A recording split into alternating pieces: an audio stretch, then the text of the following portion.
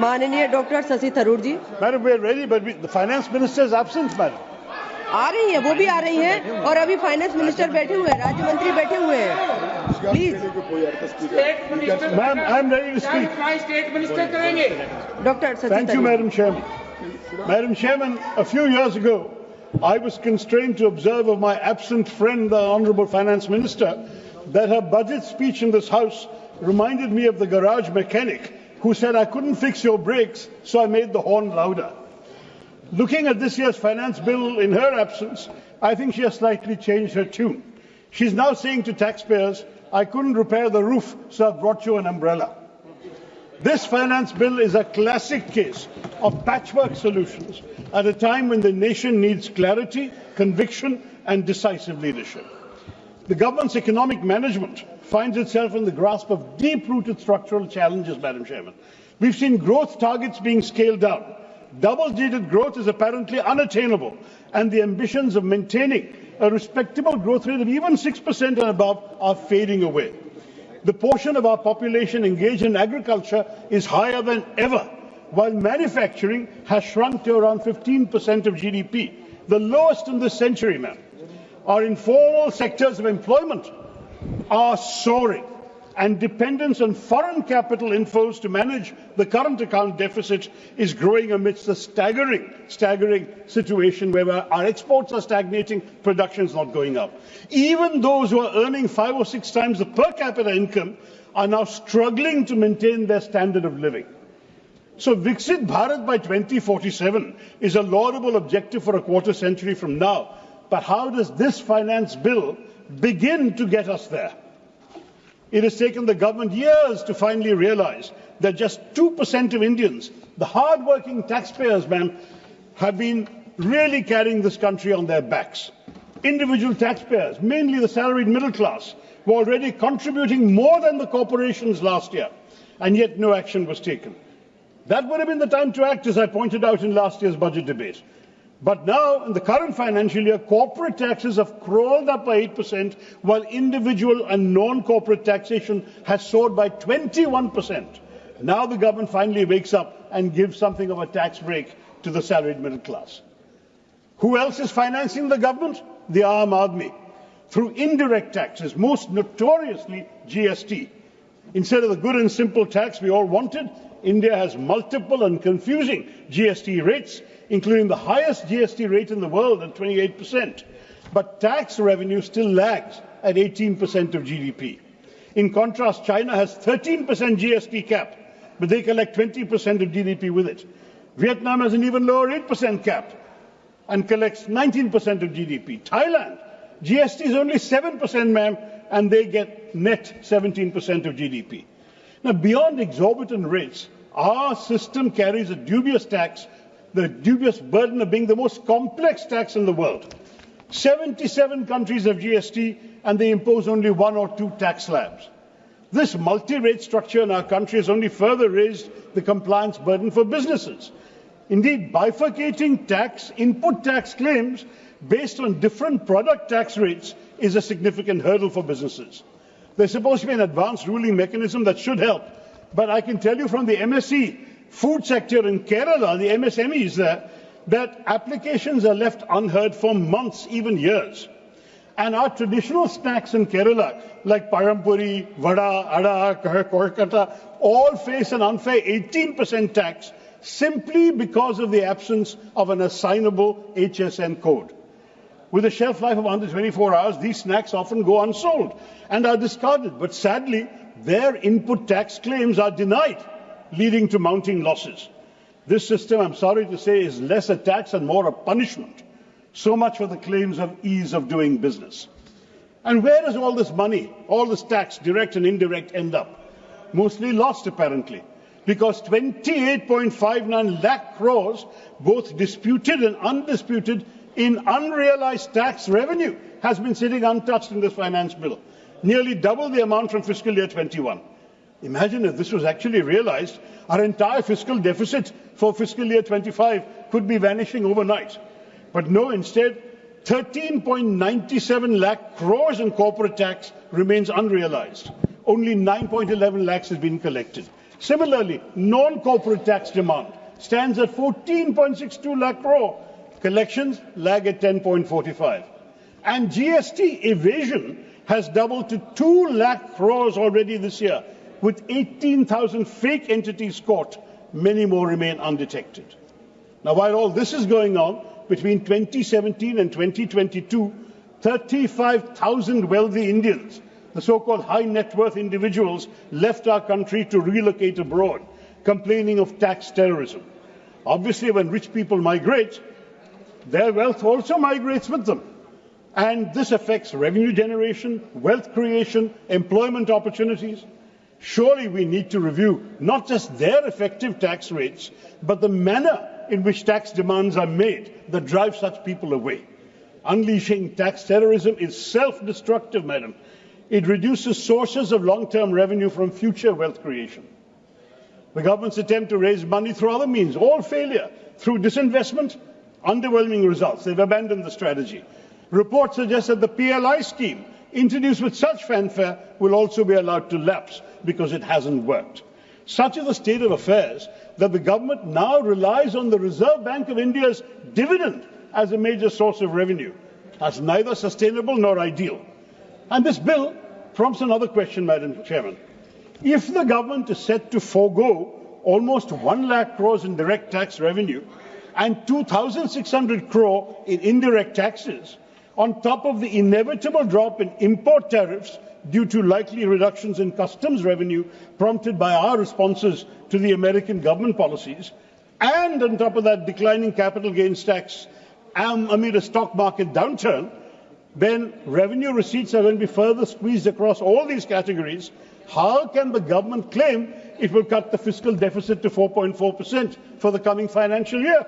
The maths don't add up. Is our finance minister, welcome Madam Finance Minister, are you offering us Jadugar economics? How can we reduce the fiscal deficit in these circumstances? And if we do, who pays the price? And let me ask, ma'am, very frankly, why is it that only 2% Indians are paying income tax? The reasons are endless. Unemployment, income inequality, poverty, inflation. But can the government continue to run itself on the backs of just 2% of our people? While the economy is crawling forward at a snail's pace, income distribution is as lopsided as ever. The top 1%, their share more than doubled, from 10% in 1991 to 23% in 2023. And then the top 10%, so the top 1% went to 23%, the top 10% went from 35% to 59%. And the bottom 50% of our population, their share of our national income has shrunk from 20% to 13%. Clearly, prosperity and growth aren't slow for everyone, just for those of the bottom half of our population.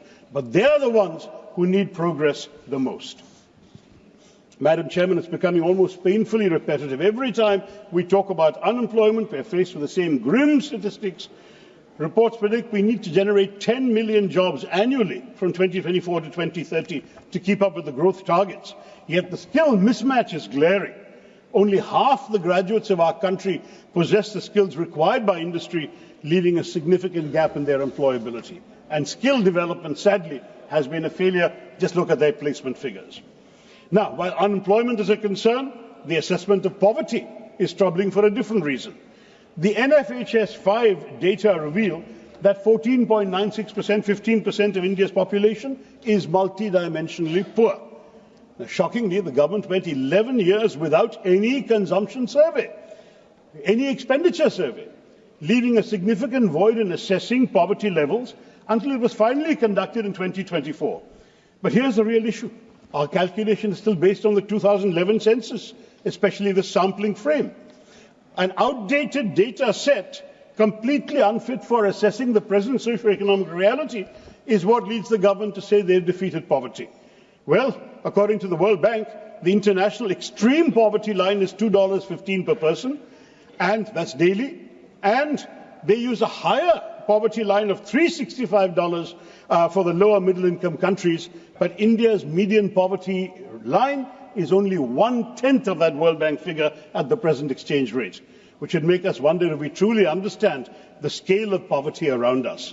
It's high time we acknowledge that the true extent of our poverty is very grave, and we must have more accurate assessments to ensure that our efforts at poverty alleviation really work and have a lasting impact on the millions who continue to struggle in silence.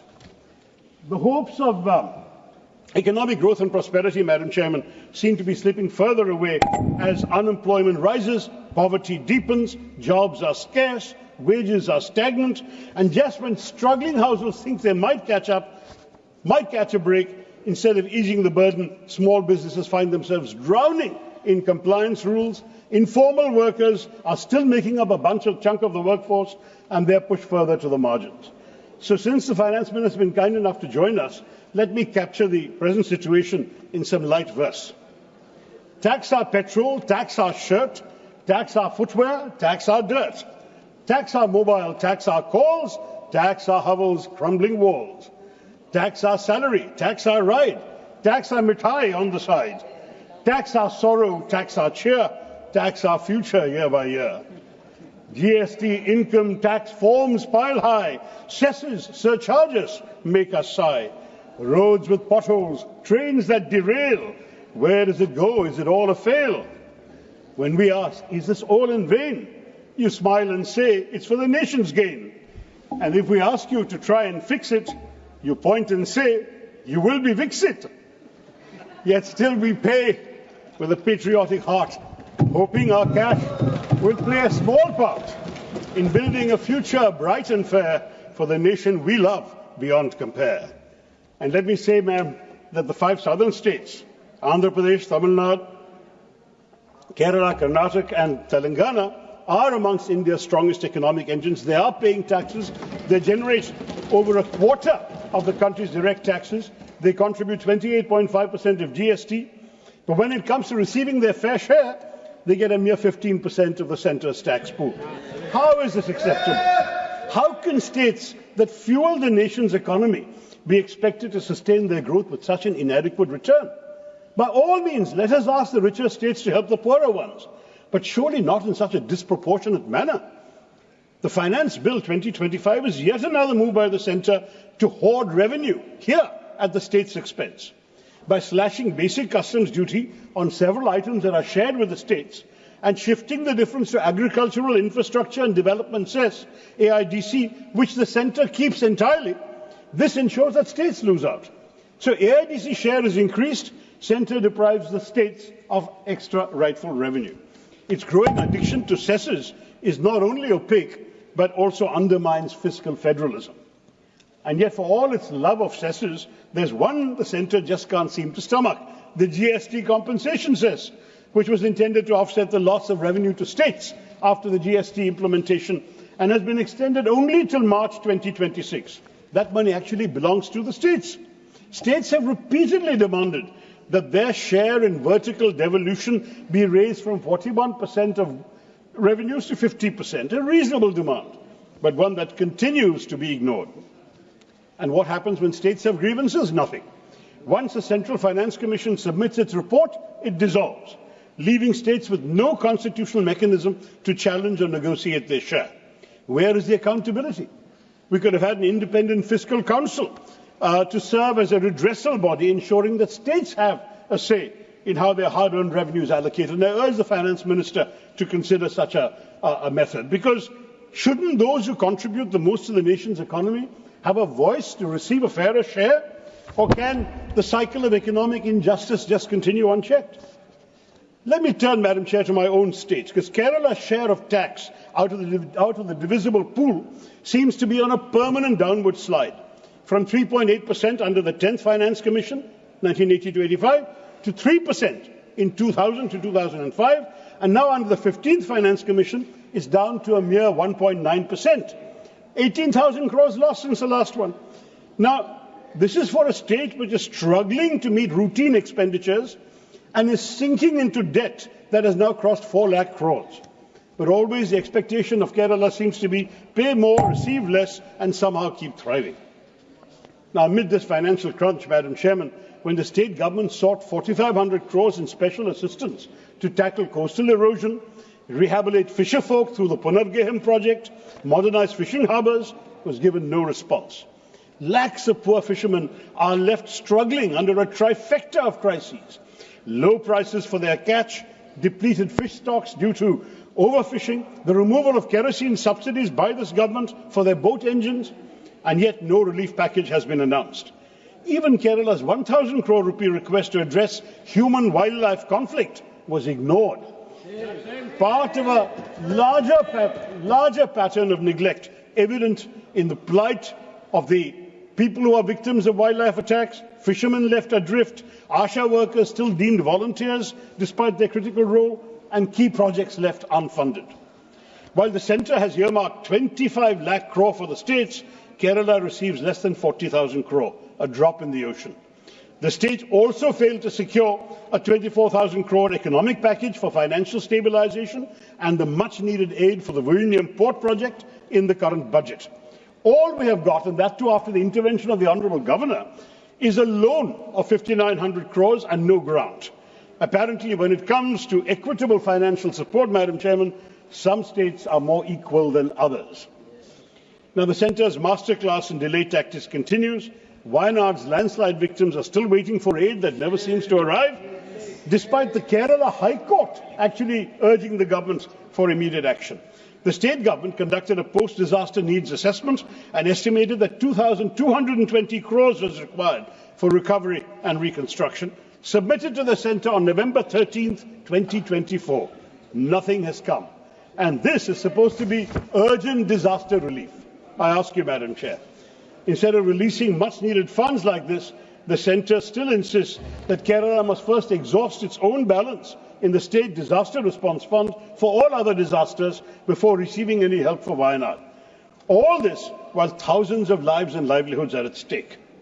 But it's part of a larger pattern of neglect and unfulfilled promises. From healthcare and infrastructure to livelihood support, Kerala has been systematically sidelined.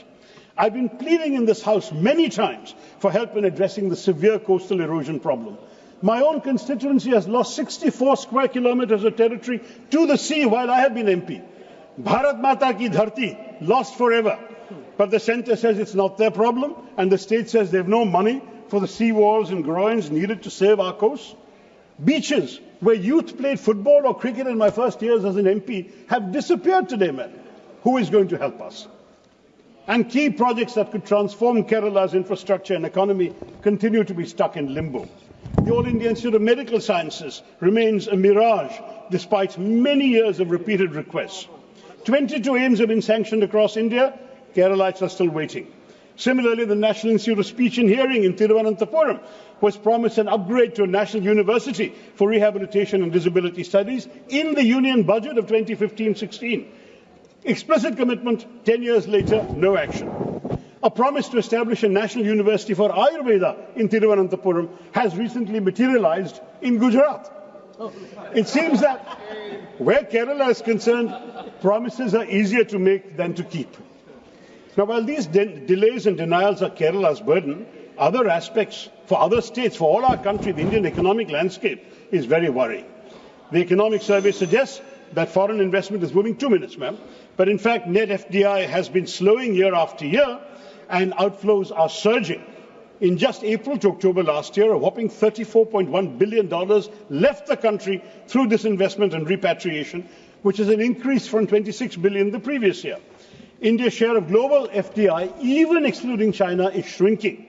But sure, let's keep celebrating token investment announcements while the real money quietly walks out of the door.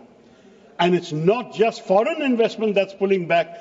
Indian private investment has also been shrinking from 25% of GDP in Dr. Manmohan Singh's time, 2008, to just 13-14% of GDP since 2020.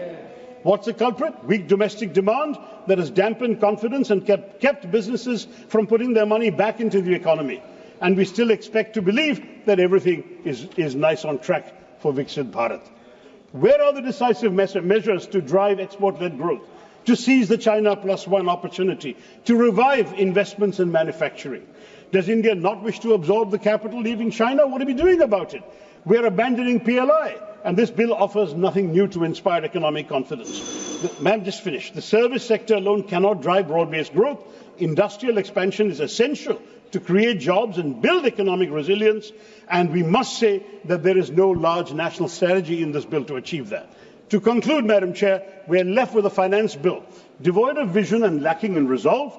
The people of India deserve decisive action and forward-thinking policies. Yet their aspirations have been set aside. If Viksit Bharat is to come, it will be built by those who are currently unemployed, who have no money to spend, few opportunities to improve their lives. I urge the Finance Minister and the government to think about them. India requires and deserves a strategy that addresses their deepest needs and aspirations. And sadly, we're yet to see one in this bill. Thank you, Madam Chairman, and Jai Hind.